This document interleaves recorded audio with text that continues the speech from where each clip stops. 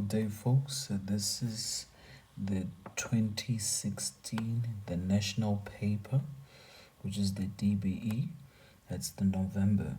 Question 10, it says it's a photoelectric effect. A learner is investigating a photoelectric effect for two different metals, silver and sodium, using the light of different frequencies, meaning different frequencies, different energies, different wavelengths. Now it says the maximum kinetic energy of the emitted photoelectron is plotted against the frequency of the light for each metal as shown. So guys, this graph, it shows the kinetic energy and the frequency for each metal. So the photoelectric effect, it was done for this one, and the photoelectric effect, it was done for sodium and silver, two different metals. But if you look at the graph here, this graph, it tells us this is a threshold frequency, since this is frequency, this is a threshold frequency, this is a threshold frequency. And which threshold frequency is greater between the two is the silver. Silver, it has the greatest threshold frequency. That means it needs a higher energy for the electrons to be ejected.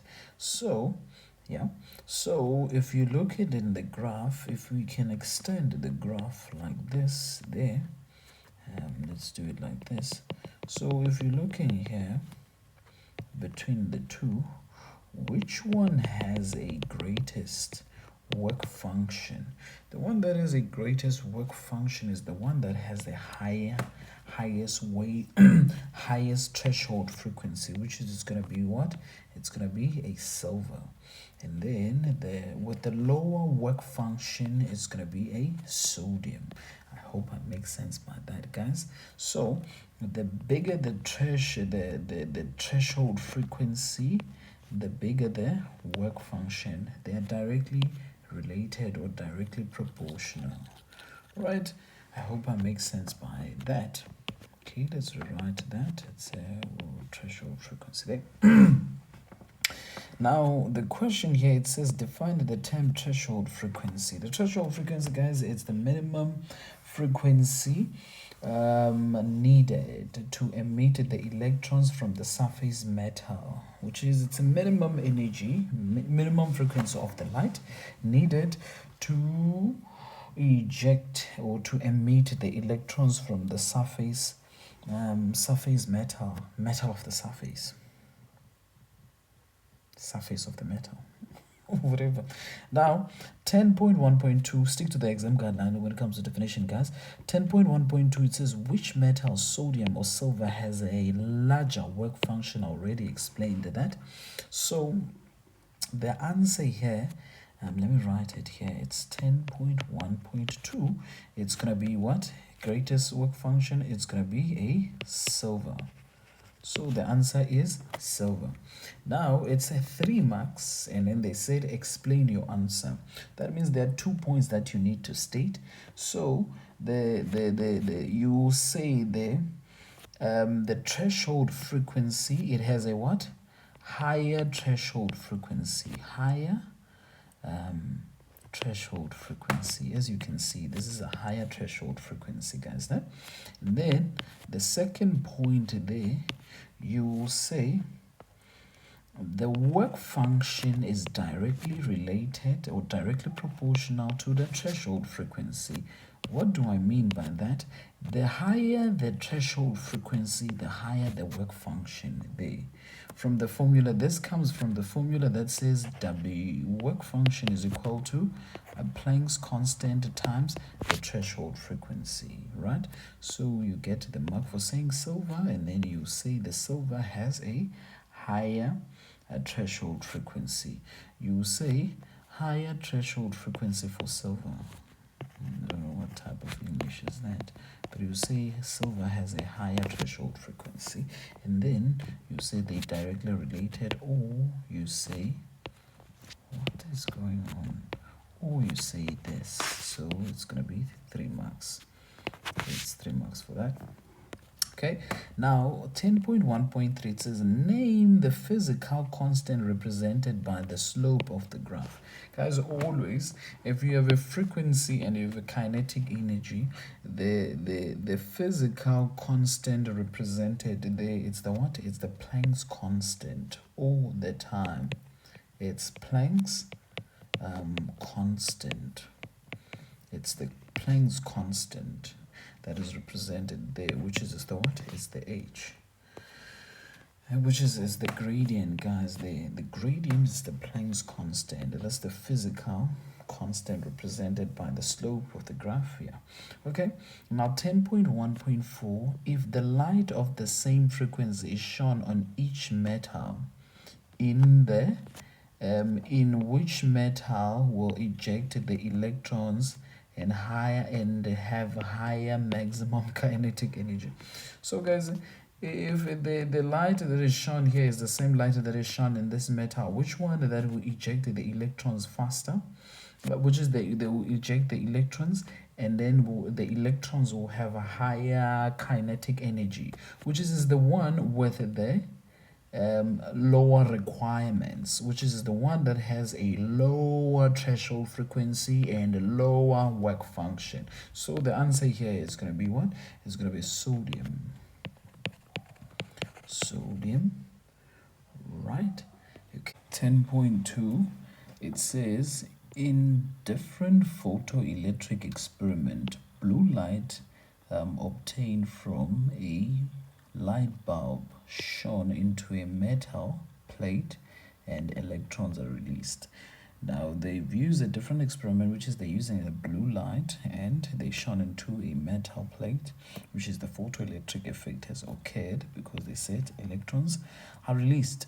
Now it says a wavelength of blue is that one, which is that one is lambda. It's 470 times 10 to the power negative 9 meters.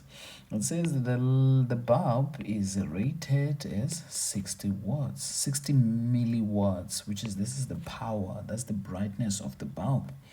And now this says the bulb is only 5% efficient, which is when they say it's 5% efficient, that's not realistic, but they say it's 5% working. So, right. Now, the question, it says, calculate the number of photons that will be incident on the metal plate per second. It's very important. That's the time in 1 second. Assuming all the light from the bulb is incident on the metal plate, right? Guys, in 10.2.1, what do you need to do there? When they want the number of photons, guys, emitted per second. So guys, I'll show you the formula first, which formula we're going to use. The formula, it's not there in the formula sheet. It says the energy, which is the total energy, is equal to the number of photons. The N is the number of photons, guys, emitted per second, times by the energy of the what? The energy of the photons. Right? Energy of the photon. Right?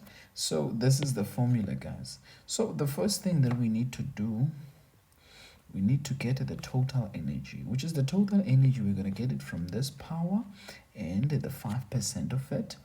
And then the energy of the photon, we're going to use the wavelength of the light. Because, right, guys, they said the blue light has this wavelength. So the blue light, as it emits the light, there are photons there. There are photons there. What is photons? It's energy packets. So we're going to calculate the photons that are incidented there per second, right? And we are told, we are given the wavelength of this light, and we know the speed of this light, which is c, and we know the Planck's constant of that. So the first thing that we're going to do, guys, we're going to calculate the total energy. So we're going to calculate this, the E total. The E total. So how do we calculate the E total? The E total, guys, it's energy. It's the energy radiated. It's the energy radiated per second. Per second, right? By what? By blue light. By blue light, right? So the total energy is that. So how do we get this total energy? Very important. We were given power. They told us the power, it's 60 milliwatts, right? We're going to change that. So the 60 milliwatts, it means 60 milli means it's times 10 to the power negative 3 watts, right? Now, we're going to convert the power to energy, right? Now, very important information. Power is equal to, okay, 1 watts is equal to 1 joule per second, right? So if 1 watts is equal to 1 joule per second, right? This simply means that the power that we have, which is 60 times 10 to the power negative 3, is equal to power is equal to joule per second. I hope I make sense. The watts is joule per second. 1 watts is joule per second, so it's going to be 60 times 10 to the power 3 joule per second. Now, going back to this, converting the power to energy. So the energy, it becomes what? 60 times 10 to the power negative 3 joule per second, and we were told that this is happening per second, so we're gonna times it by 1 second. So this second and this second is going to cancel, so we're going to have this energy. Now this total energy is going to be 60 times 10 to the power negative 3 what? Joules. Now we converted the power into energy, so it's 60 joules, right? But now they said that the bulb is only 5% efficient, so this energy, it's 5% efficient. That means it's working. The only part that is working, it's 5%. It's working 5%. So we're going to say 60 times 10 to the power negative 3 joules, we times by what? By 5%. We want the 5%. So which is going to be, so when you type that in the calculator, it's going to be 30, not a 30, it's 3 times 10 to the power negative 3 joules, right? So we have the total energy now. This is the total energy. So we'll say E total, which is the energy of the bulb. This is the energy of the bulb. So it's going to be 3 times 10 to the power negative 3 joules. I hope I make sense by that. Now, we have this guy. Now, we wanted the energy of the photon. So the energy of the photon, right? The energy of the photon, and now we will say energy of the what? Of the photon. The energy of the photon, we use the formula that says HF, which is, we change the frequency, it's going to be Planck's constant, which is the frequency is going to be C over lambda, right? Because we have the wavelength, we don't have the frequency, we're given the wavelength, which is the 470. So what are we going to do? We're going to say 6, which is the Planck's constant, is going to be 6,63 times 10 to the power negative 34 times by the speed of light, which is c times 10 to the power negative, not negative, it's positive 8, divided by the wavelength, which is it's 470 times 10 to the power negative 9 times 10 to the power negative 9, right? The answer, when you punch that in the calculator, it gives us 4,232 times 10 to the power negative 19 joules. Now guys, this is the energy of the photon, which is the energy that this photon has, right? The energy of this photon has, right? The total energy, which is the energy that the bulb gives. So, as I've mentioned, that when we want the number of photons, which is this, we have to divide by the number of photons. So, in other words, from this, let me rewrite it here. It's the E total is equal to the number of photons times by the times by the energy of the photons. So what are we going to do here?